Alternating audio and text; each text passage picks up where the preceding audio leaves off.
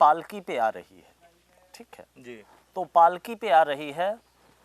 वैसे माँ का वाहन सिंह है, लेकिन पालकी पे आना शुभ संकेत नहीं देता है, उसका फलाफल कल्याणकारी नहीं होता है। जी। डोला पर आने का फलाफल जो ज्योतिषीय गणना या आध्यात्मिक दृष्टिकोण से दिखता है, उसके अनुरूप देश का राजा परेशान होगा, प्राकृतिक आपदाओं का संपूर्ण मानव शिकार होगा। कहीं बाढ़, कहीं सूखा, कहीं अकाल, कहीं महामारी, कहीं प्राकृतिक आपदा, इन सभी तरह के योगों का संयोग बन रहा है। और जाने का जो योग है भगवती का, वह चरणायुध है। चरणायुध का तात्पर्य है भगवती पैदल अपने पैरों से चल करके यहाँ से विदा ले रही हैं। अच्छा। किसी पालकी, किसी वाहन, घोड़ा, रथ, हाथी, सिंह इत्यादि का उपयोग नहीं कर रही। अच्छा। तो आने का भी फलाफल अच्छा नहीं है और जाने का फलाफल भी अच्छा नहीं है।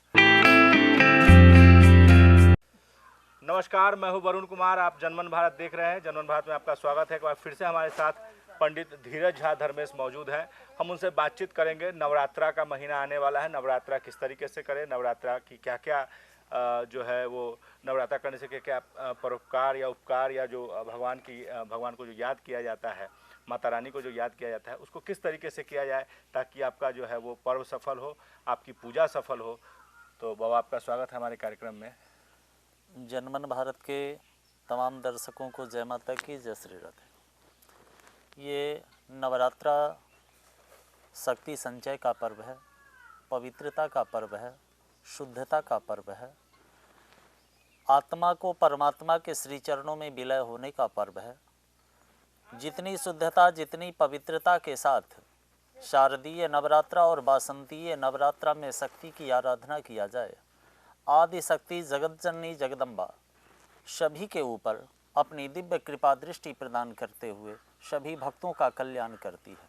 परंतु आजकल हम सभी शक्ति आराधना को छोड़कर बाह्य आडंबर पे ज़्यादा ध्यान देते हैं और वास्तविक आराधना के लिए जो करना चाहिए, जो शुद्धता चाहिए, जो पवित्रता चाहिए, जो व्यवस्था चाहिए, उस पर हम लोग उतना ध्यान नहीं दे पाते हैं। इस वजह से खर्च तो बहुत हो जाता है, परंतु जो यथार्थ पूजन, साधना, भगवती के आराधना, प्रसन्नता का कार्य होना चाहिए, वह हम लोग नहीं कर पाते। किस तरीके से इस बार जो है बाबा नवरात्रा जो है किस तरीके से है, क्या होने वाला है, किस तरीके से माँ आ रही हैं, क्या ये है इस पर? देखिए, नवरात्र तो 4 नवरात्र वैसे होता है। 2 नवरात्र को गुप्त नवरात्र कहा जाता है और एक शारदीय नवरात्र जो आश्विन शुक्ल प्रतिपदा से प्रारंभ होकर दशमी तक होता है, और बासंतीय नवरात्रा जो चैत प्रतिपदा से प्रारंभ होकर दशमी तक होता है। तो ये शारदीय नवरात्रा अभी सामने है। सर्वप्रथम इसमें माँ के आगमन पे विचार किया जाता है, क्योंकि ऐसा ज्योतिषीय गणना के आधार पे बताया जाता है जो माँ का एक अस्थाई वाहन तो सिंह है जिस पे माँ सवार होती हैं, परंतु दिन के हिसाब से, वार के हिसाब से प्रत्येक दिन का माँ के आने का अलग अलग वाहन होता है जी। इस बार दिनांक 3 तारीख को गुरुवार को माँ का कलश स्थापन हो रहा है, यानी माँ का आगमन हो रहा है। तो गुरुवार के अनुरूप माँ डोला पालकी पे आ रही है, ठीक है जी। तो पालकी पे आ रही है। वैसे माँ का वाहन सिंह है, लेकिन पालकी पे आना शुभ संकेत नहीं देता है, उसका फलाफल कल्याणकारी नहीं होता है। जी। डोला पर आने का फलाफल जो ज्योतिषीय गणना या आध्यात्मिक दृष्टिकोण से दिखता है, उसके अनुरूप देश का राजा परेशान होगा, प्राकृतिक आपदाओं का संपूर्ण मानव शिकार होगा। कहीं बाढ़, कहीं सूखा, कहीं अकाल, कहीं महामारी, कहीं प्राकृतिक आपदा, इन सभी तरह के योगों का संयोग बन रहा है इस बार जी। और भगवती के जैसे आने के बारे में हम लोग वाहन का विचार करते हैं तो गुरुवार के अनुरूप भगवती का आगमन डोला पे हो रहा है और जाने का जो योग है भगवती का, वह चरणायुध है। चरणायुध का तात्पर्य है भगवती पैदल अपने पैरों से चल करके यहाँ से विदा ले रही हैं। अच्छा। किसी पालकी, किसी वाहन, घोड़ा, रथ, हाथी, सिंह इत्यादि का उपयोग नहीं कर रही। अच्छा। तो आने का भी फलाफल अच्छा नहीं है और जाने का फलाफल भी अच्छा नहीं है। भगवती पैदल जा रही है, इसका मतलब क्या है, जो हर कोई सब चीज़ रहते हुए लोग दुखी रहेगा, परेशान रहेगा, कष्ट में रहेगा, महामारी बीमारी इत्यादि का संयोग बनता है, ये आने और जाने का फलाफल है। नवरात्र में अगर सामान्य चीज़ों पे हम आप ध्यान देते हैं तो भगवती की प्रसन्नता, अनुकंपा, सहजता पूर्वक सभी को प्राप्त होता है, ज्ञानी से लेकर सामान्य ज्ञान वाले लोगों तक। परंतु सामान्य तरीके से जो नवरात्र के अवसर पे हमें करना चाहिए, हम पूजा करें या नहीं करें, हम कलश स्थापित करें या नहीं करें, पूरे नवरात्र भर हिंदू मात्र को अपने घर में शुद्धता और पवित्रता रखनी चाहिए। संभव हो खान पान में वह अभक्ष आसुरी भोजन का परित्याग करे, लहसुन प्याज का उपयोग नहीं करे, नमक अगर ले रहा है तो सेंधा नमक ले। भले ही वह नवरात्र नहीं करता हो, कलश स्थापित नहीं करता हो, लेकिन 10 दिन क्या है जो पृथ्वी लोक में आदि शक्ति जगत जननी जगदम्बा का शक्ति सूक्ष्म रूप से सभी घरों में विचरण करती है। आचरण के रूप में इसको लाएं, आचरण के रूप में इसको लाए। अगर पूजा न भी कर रहे हैं तब भी, पूजा नहीं भी कर रहे हैं तो कोई आवश्यकता नहीं जी, तो आचरण के रूप में पवित्रता को लाएं। संभव हो 10 दिनों तक ब्रह्मचर्य का पालन करें। तेल, साबुन, श्रृंगार इत्यादि का उपयोग नहीं करें। जो लोग बाल दाढ़ी इत्यादि सेविंग करते हैं उसका परित्याग करें। आप व्रत नहीं करें कोई बात नहीं, अच्छा, लेकिन शक्ति की आराधना से पहले हम सभी श्रोताओं से ये निवेदन करेंगे जो उस शक्ति की आराधना अवश्य करें जिसके वजह से वे धरती पे आए। क्योंकि लोग मंदिरों में जाकर घरों में कलश स्थापित करते हैं और माँ को प्रसन्न करने का प्रयत्न करते हैं, परंतु जिस माँ पिता ने उनको जन्म दिया, पाल पोस कर बड़ा किया, वह माँ अगर दुखी होगी, वे पिता अगर दुखी होंगे, तो शक्ति की कितना भी आराधना कर लीजिए, कितना भी खर्च कर लीजिए, उससे जगत जननी माँ दुर्गा आपके ऊपर प्रसन्न होने वाली नहीं है। सब व्यर्थ है, सब व्यर्थ है। तो सबसे पहले जन्म देने वाले माता पिता की सेवा करें, उनका उचित रख रखाव पे ध्यान दें, उनका पालन पोषण व्यवस्थित तरीके से करें, क्योंकि जब आप छोटे से थे तो आपका उंगली पकड़ के इस संसार के एक एक चीज़ का वे आपको दर्शन कराए। तो इस आराधना के साथ उनकी आराधना करें।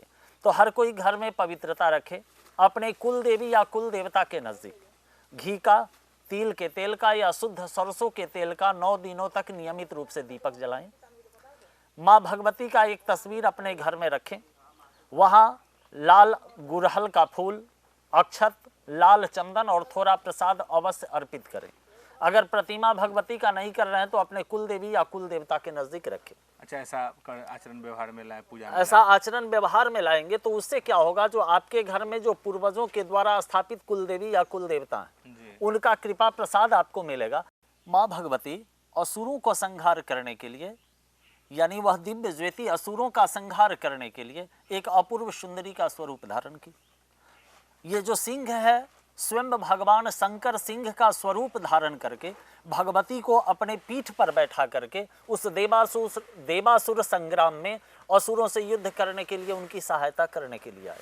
तो स्त्री स्वरूप में हम उनकी पूजा करते हैं, पर वे न स्त्री हैं न पुरुष हैं। तो पवित्रता का आचरण करेंगे तो शक्ति की कृपा प्राप्त होगी, कुल देवता का भी पूजन करेंगे तो उससे आदि शक्ति प्रसन्न होंगी। उसके पश्चात जो लोग अपने घर में विधि विधान के साथ पूजन करते हैं वह ध्यान रखें, जो नवरात्रि के समय मांस मदिरा इत्यादि का उपयोग नहीं करें, ब्रह्मचर्य का पालन करें, आहार व्यवहार और वाणी की शुद्धता बनाए रखें। ऐसा नहीं जो आप नवरात्र करते रहिए, पूजा करते रहिए, दूसरे का अहित, दूसरे का नुकसान सोचते रहिए, तो इससे आपका कल्याण नहीं होना है। तो इन सभी छोटे छोटे विषयों पे ध्यान देना चाहिए। अक्सर अगर मुख से कुछ बोलना है तो अच्छा बोलें, भगवती के नामों का गुणगान करें, किसी के बारे में बुरा सोचना, बुरा बोलना नहीं चाहिए। ये नवरात्र के आवर में जो भी लोग आपके घर पे, आपके दरवाजे पे आए, उनको आदि शक्ति का स्वरूप मानकर यथासंभव उनका सत्कार करना चाहिए। भले ही कुछ लोग करते हैं, क्या बहुत सारे पूजा पंडालों में देखा जाता है, कोई बड़े नेता पदाधिकारी आए तो काजू लाओ, स्पंज लाओ, मिठाई लाओ, फल लाओ, उनको खिलाओ, और सामान्य लोग आ गया तो उनको नज़रअंदाज करके उनको प्रसाद के लिए कोई पूछता नहीं। इन सभी चीज़ों पे ध्यान देना चाहिए, क्योंकि जो कोई पूजा स्थल पे आ रहा है, अगर आप प्रसाद वितरण कर रहे हैं तो सबको सामान्य रूप से देना चाहिए। सब सामान्य भक्त हैं और सब माँ की कृपा से आपके जगह पे आए हैं। इन सभी चीज़ों पे ध्यान देते हुए विधि विधान से अगर शक्ति की आराधना की जाए, वैसे दुर्गा सप्तशती में ही माँ भगवती ने स्पष्ट रूप से देवताओं को कहा है, जो रंक से राजा तक, वेश्या से ब्रह्मचारी तक, ब्राह्मण से लेकर शूद्र तक, स्त्री से लेकर कोई भी अगर इस शरद काल के महापूजा में जानते हुए या अनजाने अवस्था में मेरी आराधना करता है, मैं सहजतापूर्वक उसको स्वीकार करती हूँ और सभी भक्तों का मैं कल्याण करती हूँ। तो ये हमारे साथ थे पंडित धीरज झा धर्मेश, जिन्होंने बताया कि हम दुर्गा पूजा किस तरीके से करें, किस तरीके से आचार व्यवहार में लाएं और किस तरीके से हम पूजा न करके भी अपनी माँ का आराधना में, अपनी माँ की आराधना में शामिल हो सकते हैं अपने आचार व्यवहार से। फिर अगली कड़ी में किसी धर्म विशेषज्ञ तक हमें दीजिए इजाज़त, फिर मिलेंगे अगली कड़ी में, तब तक के लिए नमस्कार। पढ़ाई वही जो नौकरी दिलाए, इसीलिए Doon institute of nursing and paramedical sciences लाए हैं मेडिकल फील्ड से जुड़कर आगे बढ़ने का मौका। BSc nursing, GNM, ANM courses के साथ प्लेसमेंट असिस्टेंस और हॉस्टल एंड बस फैसिलिटी उपलब्ध। SKMCH मेडिकल कॉलेज और सदर अस्पताल में ट्रेनिंग और बिहार स्टूडेंट क्रेडिट कार्ड के द्वारा 4 लाख तक के लोन की सुविधा भी। विजिट NH22 फकुली चौक के नजदीक मुजफ्फरपुर।